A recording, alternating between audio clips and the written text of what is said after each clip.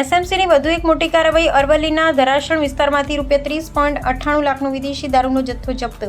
અરવલ્લી રાજ્યમાં દારૂની હેરાફેરી સામે સ્ટેટ મોનિટરિંગ સેલ દ્વારા સતત કડક કાર્યવાહી હાથ ધરવામાં આવી રહી છે। તે અંતર્ગત અરવલ્લી જિલ્લાના ભિલોડા પોલીસ સ્ટેશન હદ વિસ્તારમાં આવેલ ધરાસણ ગામની સીમમાં એસએમસી દ્વારા સફળ પ્રોહિબિશન રેડ કરવામાં આવી હતી।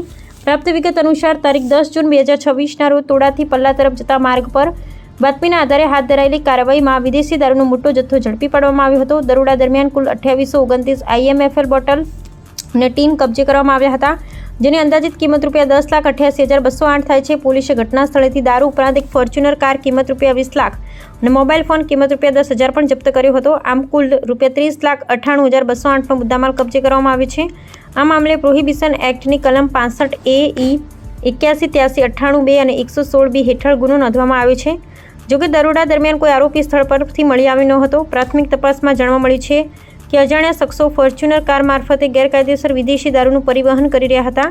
પોલીસે ડ્રાઈવર, સપ્લાયર, રિસીવર તથા વાહનના માલિક સહિત 4 અજાણ્યા આરોપીઓને વોન્ટેડ જાહેર કરી તેમની શોધખોળ શરૂ કરી છે। દારૂની હેરાફેરીના સમગ્ર નેટવર્ક સુધી પહોંચવા માટે પોલીસ દ્વારા વિવિધ દિશામાં તપાસ હાથ ધરવામાં આવી રહી છે। આ સફળ ઓપરેશન એસએમસીના PSI CK સિસોદિયાના માર્ગદર્શન હેઠળ પાર પાડવામાં આવ્યું હતું।